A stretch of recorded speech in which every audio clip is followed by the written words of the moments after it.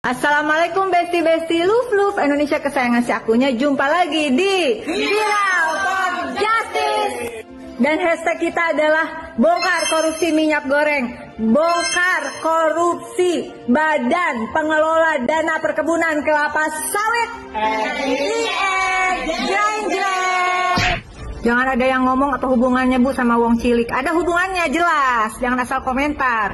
Ini soal korupsi minyak goreng. Ribet, urusan minyak goreng itu urusan rakyat seluruh Indonesia. Jangan asal ngecat ya. Nah, kenapa aku angkat? Karena ini pertama adalah terbongkar.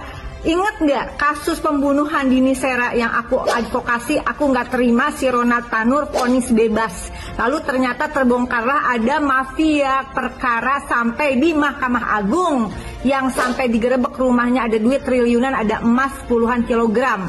Nah, dari situlah kemudian terbongkar bukti elektronik yang mengarah ke kasus vonis lepas.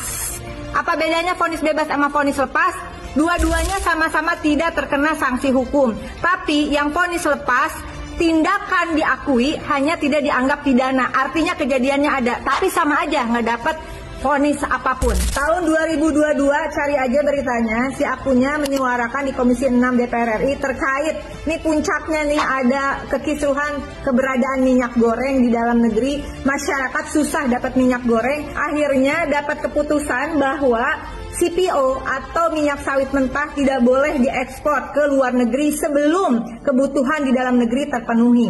Aturannya udah jelas, tapi ada indikasi kuat 3 perusahaan yang bermain. Yang namanya adalah PT Wilmar Group, kemudian Musim Mas Group, dan Permata Hijau Group. Indikasinya ketiga perusahaan besar ini dibantu oleh Ordal di Kementerian Perdagangan, yaitu Dirjen Perdagangan Luar Negeri Indrasari Wisnu Wardana. Ini kayaknya kalau rapat bareng di Komisi 6 senyum-senyum aja.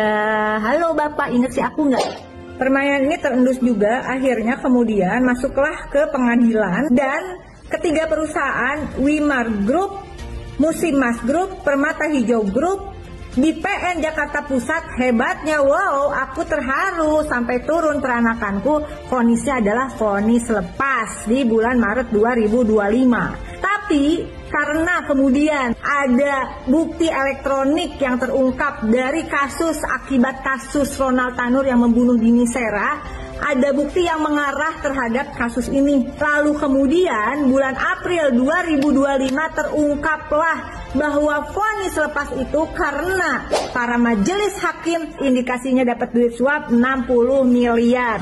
Biar kita spill aja nama majelis hakimnya, aku bacain ya biar nggak salah.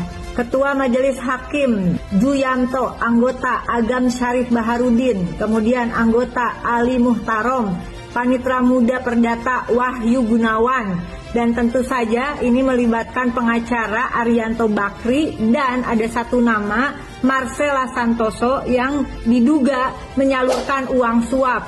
Uang suap itu, nah ini yang juga jadi pertanyaan. Namanya Muhammad Arif Nurianta, Ketua PN Jakarta Selatan. Kok bisa terlibat? Iya, karena dulunya Muhammad Arif Nurianta ini adalah Wakil Ketua PN Jakarta Pusat. Kejaksaan Agung mengungkap indikasi kerugian negara dalam kasus ini 6 triliun rupiah dan kerugian ekonomi mencapai 12,3 triliun rupiah.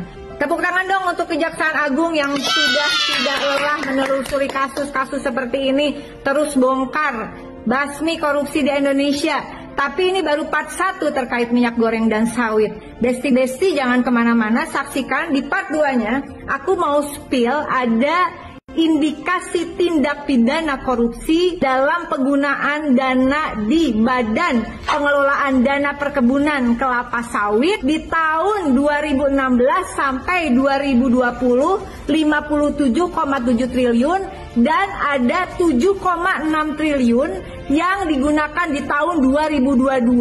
Ada beberapa perusahaan termasuk perusahaan yang kena kasus ini juga. Jadi saksikan terus Viral for Justice. Salam sopan Indonesia. Muah.